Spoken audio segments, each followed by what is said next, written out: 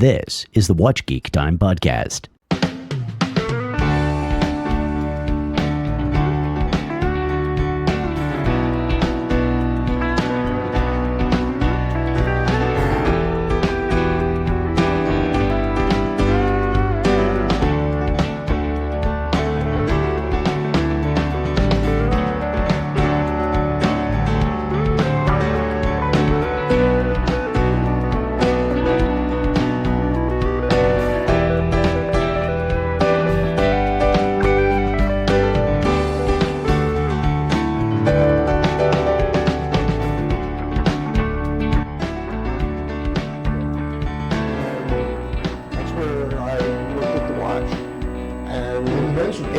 Yeah, and he said, "This is really cool.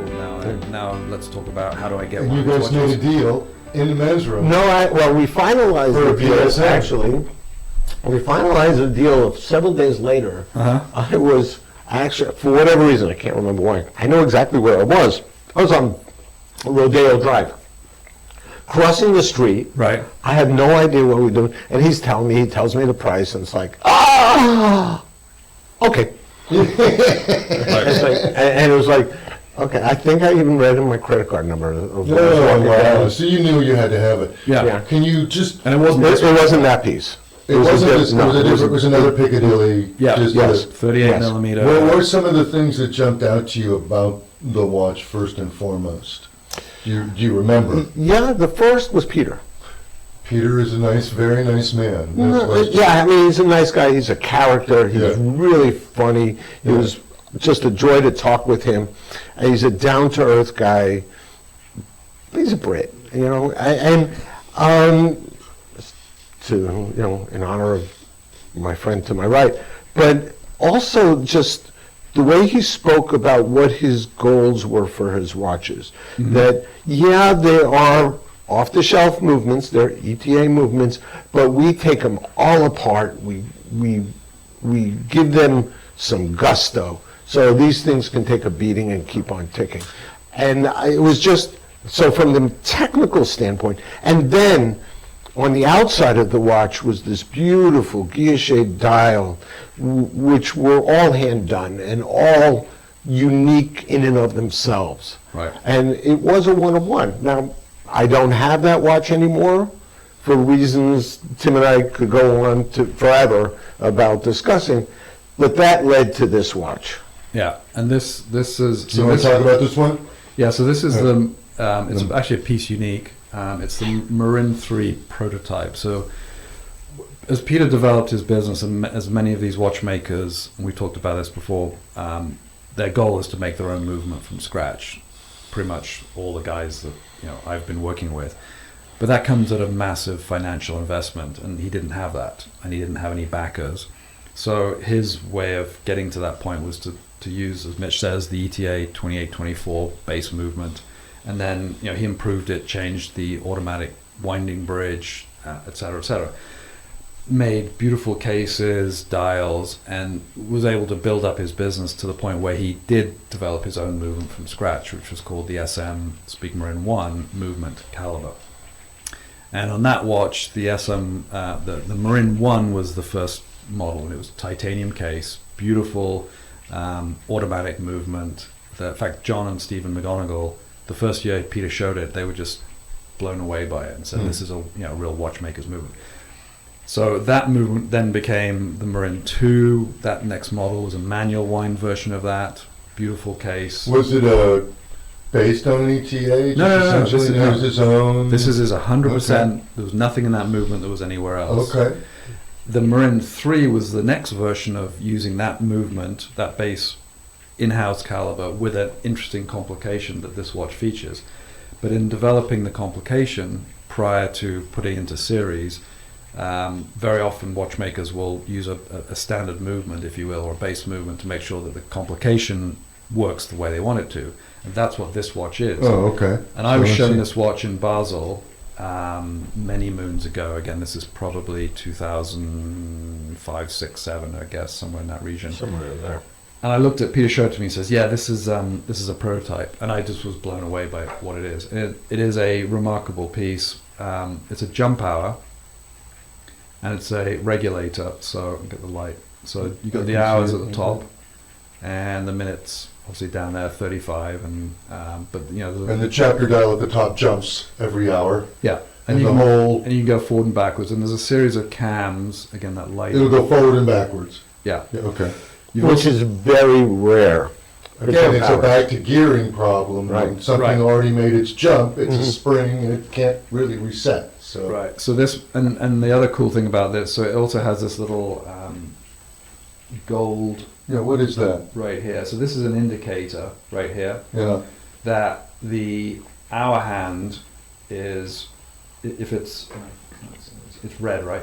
Yeah. I'm seeing it's red. Mhm. So it's red right now. So that tells you that we're closer to 1 o'clock than 12 because it jumps on. So you know you could look at this. And, Ah, gotcha. So it's not, because it's not creeping, no, it just It gives jumps. you. It jumps. So as soon as it gets to the half-hour marker, that indicator 3 pops red. Is that More or correct? less. This was done by a watchmaker by the name of Stephen McDonough. He's the one that actually developed the jump hour complication. The yeah, module. Peter had an idea, and For this watch. Right. yeah, and It's he- not some, Yeah. you know, what is it, there's a Dupree No, no, module. No, no, no, no, no. No, This is all done by Stephen McDonough. Yeah. And unlike any typical prototype, this thing is absolutely finished to the T. Sure it is. And Yeah. anyway, when I met Stephen, he said, that red dot, the reason that red dot is there is because when the minute hand is pointing to the 12, is it before 12 or is it after the 12? It's for that minute, those few seconds before the hour and after the hour, it's there. So if it's showing red, it's before the next hour. If it's white, it's after the next hour. So for him, he's so anal about it. Whatever. I say that with absolute respect, but he is so fixed on telling the correct time Yeah. that red dot tells you it's before the hour, not after the hour. yeah. And then, so I was fascinated by it, and I said, well, that must be, let me just, Yeah. that red stuff must be really, really, important stuff. I mean, watchmaker red, whatever. I had no idea. That's what I'm trying to figure out. Enamel or what? Yeah. Right. I said, what is that red? So that's what I'm trying, I mean, the whatever he's doing in the red piece here, Yeah. just by it being there tells me we're getting closer to 1 than Right. we are to 12. Right, exactly. I want to know what activates this little red guy. Where did he decide that red guy should get activated from Well, white to red? It's underneath. Yeah, there's cams. But what time did he decide? Where's the regulator hand? Well, you can flip it and see. You can? Yeah, sure. So the regulator is Just by going moving the to hand. So we're gonna go. right, it's a 35. It really doesn't go backwards, Oh, okay. that part. Okay, so there. See, now it's white. So it's All right, white. Keep So going. keep going. I never looked at when it, so, Around 30, Yeah. 36. Now, so, you know what that red is? His wife's fingernail polish. I was gonna say, it's gotta be something enamel, and I bet it's fingernail. It's his wife's fingernail So polish. So there's just a little thing behind that window there. You can't go backwards with that indicator. With the indicator, no. No, but the hours and minutes Yeah. can go backwards, Yeah, and then it'll reset. it'll catch itself. up itself. Yeah. That's cool. So it's just a disc that's turning back Yeah. and forth. That is fucking A cool right there, my friends. So yeah, Stephen McDonald. I mean, he's an ingenious constructor, absolute genius in the watch world. Peter conceptually came up with the idea and went to Stephen and said, "Look, I'm running my business. This is my next watch I'd like to do. Can you help me with this?" And Stephen's like, "Sure." What's really trick about this, as Mitch mentioned, is it's beautifully finished, which makes sense if you know Stephen. Sort of perfectionist, if you will. But also, he did this all without CNC. This is all done on traditional watchmaking lathes and mills. Whoa. Right. And he did all the decorating. Yeah. Yeah. And Yeah. he cut out all these pieces from the steel and, made them, polished them, anglage, bevels, all the. I mean, it's remarkable. exquisite, and Yeah. it's what I've always found interesting, Tim, is how seriously finishing the Brits do take things. They do take it to a Swiss level, and sometimes past. I've seen.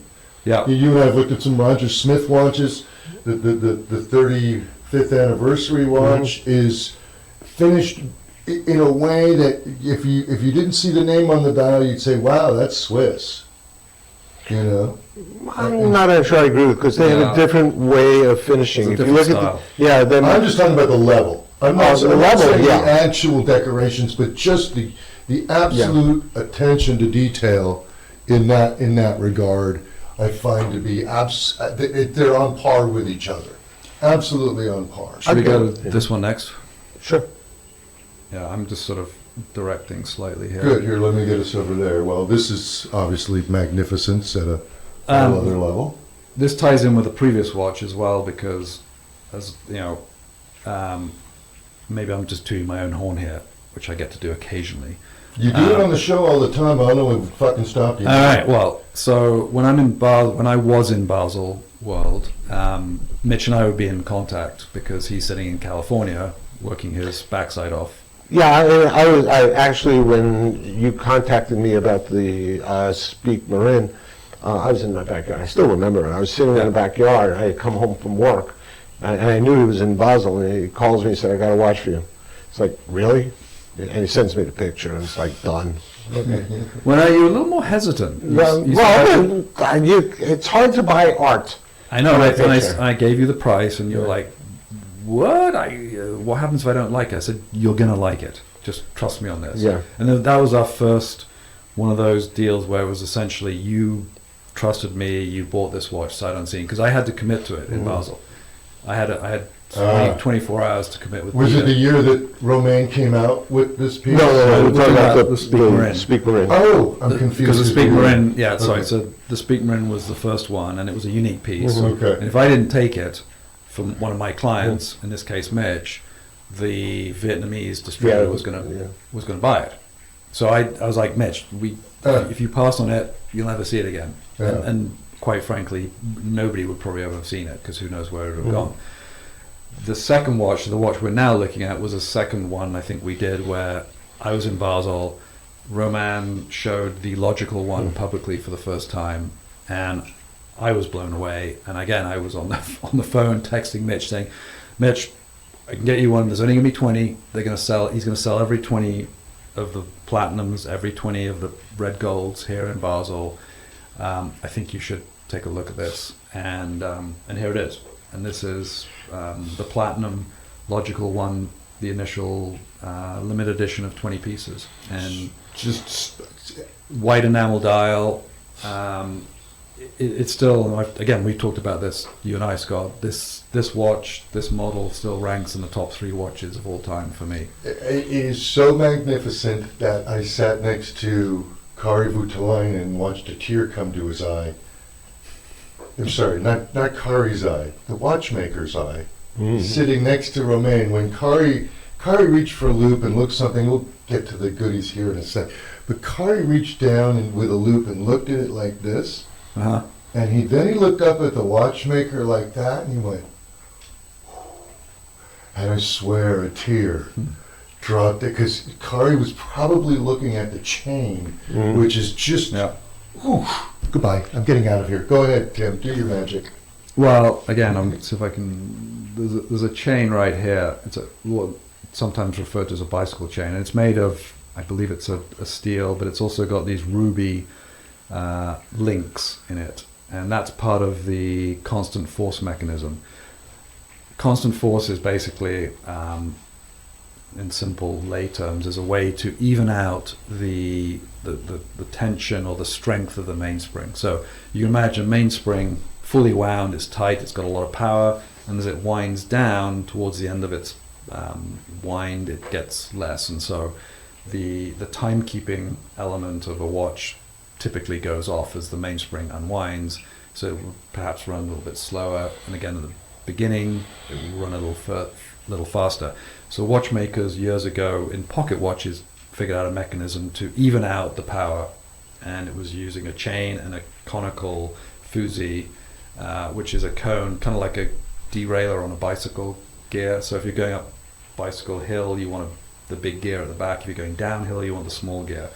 So this evened out the power of the mainspring. So Roman's genius is he comes at watchmaking challenges, shall we use the word, to see if he can improve them from an engineering standpoint. And what he did with this is he still uses a chain, but instead of having a conical gear up here at 12, he has a cam, a snail cam. So the snail cam is wider and it's narrower at different parts on this cam.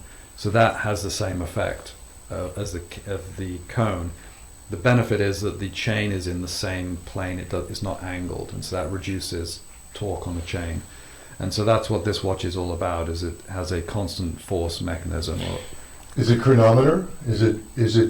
It's not I don't think it's not submitted, but it certainly is as accurate as any. It's as good as any. Okay, so now I'll tell you the real story. Okay, good. So Tim calls me and he says, "You want this watch?" I said, "Okay, fine." But, it was not of inconsequential amount of money. So I said yes, ish. And then Roman came out to visit Tim, and on his way up to LA, Roman stopped at my house. I think I came down the night before, and we had a dinner, and talking about it and whatever. And I was there, but I wasn't totally there yet. So on his way up to LA, he was going to drive past my house. I invited him, "You want to stay over?" He said, "No, but I'll come over and we'll sit and we'll chat." And he said, "No, I'll come over for half an hour." So I came over, and about 3 hours later, he left. But he was sitting on my couch, and he showed me his data. He showed me the graphs of this watch. Right. And its chronometry and the amplitude. Now the amplitude, measuring the amplitude, you want the amplitude to be steady in its back and its forth, because if it's going up and down and it's irregular, it affects the timekeeping. And Mitch means in all positions, moving the watch all around where gravity is beating on it. So now Romano's not a watchmaker. No, he's an engineer. He's an engineer. Right. So he brought out the graph paper and the charts and all that. But the one that stuck with me was he said, "Okay, here's the amplitude." Yeah. And it was a curve. It was like, boom, right across, straight, a straight line. From the minute you started up, that first pump, We're going to show that in a second. Yeah, you've talked about that previously. The first pump to get the movement going to when it goes to sleep, when it's wound down, it is exactly even. The rate is absolutely perfect. Right, exactly. Now, I have not checked on how many second deviation per day, but I will tell you, it's pretty darn close if it's not right on the money. And also, I would imagine if you really, and Tim will show us here, go ahead and give it a good whine while I'm talking about it. What Mitch is talking about is there's this pusher here around, I don't know, 9 o'clock. Yeah. So he's going to push on it, and it's going to essentially power the watch. This is going to wind the barrel up on the watch, and you can actually see it. We can do it on the front and the back, but on the front you can see the We got a little glare there. Maybe you need to move it just a little the other way. There you go. Yeah, perfect. And what Mitch is saying is Tim is doing this is that just one push and the watch will start running from a completely stopped position. And we're not, the cam system and the chain, it doesn't move a huge amount, but it absolutely moves. And then on the back, which is kind of cool as well, you've got a sapphire crystal on the barrel, which you can see the actual. You can actually see the mainspring on the inside. And there you go. You can see and you have a power reserve. It's like a strap. And you got a power reserve indicator right here. Yeah. What is the power reserve? I can't see it. It's fully. It's not fully. No, when it's full, do you know the time? No, I don't. How about you, Tim? You know? I'm going to guess it's like 45 hours. They're anywhere from 35 to 45. Yeah. But what's amazing about this watch is, well, many things are amazing, but the engineering of this barrel, there's a sapphire crystal in the front, there's also sapphire crystal around the side, so that it reduces wear. Is it two different pieces of crystal? Yeah, Oh, good Yeah. God. also the hand finishing on all this, these bevels. I mean, Yeah. this is all done by hand to the nth degree. Yeah. It's as good as anybody's. The power reserve. You've also, right here, this bridge right here. I'm going this way here. It's mirror, black polished. The enamel. It's a two-piece enamel dial. The hands. Arabic numbers. Yeah. Yeah. Mhm. It's just, and then we do have a crown right here for changing the time. But it is an absolute work of, it's micromechanical engineering. No doubt about it. When you talk about finishing, the typical discussion is about interior angles. If you're having a bridge or whatever, you want to get The bevels. the beveling in the internal angle The of that. corner where Right. the bevels are the hardest to But- get. And Tim knows you can use pretty much this shitty toothpick that I'm giving him to do that. But, and what I was going to say, you interrupted me. Sorry. But what I love about this watch is not the interior angles. Turn over. What I love is the bridge that's holding the escapement. I love how it comes up to this incredible angle. Point right there. That point, Yeah. to me, that is totally sexy. Yeah. And I know it's the interior angles and all that, but to me, for that watch, that is what grabs me. Right, and you've got interior angles in here, Yeah, yeah, in yeah. here, all the way over here. There's interior angles on this piece right here, obviously down here. Very difficult. Yeah, it's an absolute remarkable piece. Tim, is that black mirror, that bridge extending over to the, is that piece that's holding the The escapement? escapement bridge? No, up at This the, right yeah. Is that There's black no- polish? No, this is grained, but there's black polish right there. Yeah, Yeah, that's what I'm talking sorry, about. right there. Yeah, Yeah, the thing that holding so to your point, Mitch, you're talking about all those angles on the inside of that little bridge right Yeah. there. That's the bitch. Right, Yeah. but for me, it's Yeah. the tip of that bridge. Oh, going up to 3. Yeah, yeah. This guy right here. Exactly right. I got you. Who's doing that work for him, Tim? Do you know? Is it It's in-house. they do it. There's a couple of like ladies a in house. third generation artisan, probably? I visited. There's two ladies in the finishing department. That's Yeah. all they do is they sit there with a Genshin wood, which And is they a do local- this graining here and Yeah. Of all his watch, I think all of his watches are Yeah. remarkable. No doubt. But this, to me, is This is just a remarkable watch, Right. period. Mhm. I think. Yeah, no doubt about it. Yeah. I'm so glad you brought this because I Yeah. find this to be, in the watchmaking world. There's a couple others that you brought that I just think guys like this are at the top of their game. They are Exactly. really at Exactly. the top of their game. And when this watch came out, nobody had seen anything like this because there was nothing that existed like this, and it took a little while for for people to catch on. Mitch is a little bit on the bleeding edge of this stuff because he loves it and spends a lot of time, looking at watches and Yeah. touching watches, and so he was certainly more open to it because I would posit that this watch today being released, Roman would do it in a bigger quantity probably, and there would be a line round the block trying to get that watch because now people understand this watch and the last series. Well, they're of- gone, right? I mean, Yeah, that's Logical it. One's done. they're done. Yeah, They're done. they're done. He came out in different metals, Yeah. but Oh, he yeah. announced last year that it was done. No, it was 2 years ago? at least 2 years ago. And he cranked out a fair amount in different metals, which was pretty impressive. We had lunch with him in Beverly Hills, and he had 4 or 5, maybe even 6 different. You did white Metal gold, versions. yellow gold, titanium. There was like a black black titanium. the black titanium one I Yeah. found to be really fascinating. No, they're cool. The one thing that people don't know about the titanium versus the precious metal is that the amount of hand finishing is reduced on the titanium. It's one of the reasons why they're considerably cheaper. So the tune Oh, interesting. yeah. So the finishing on the bridge work, the anglage is not the same. On Is the, it on the meant to movement.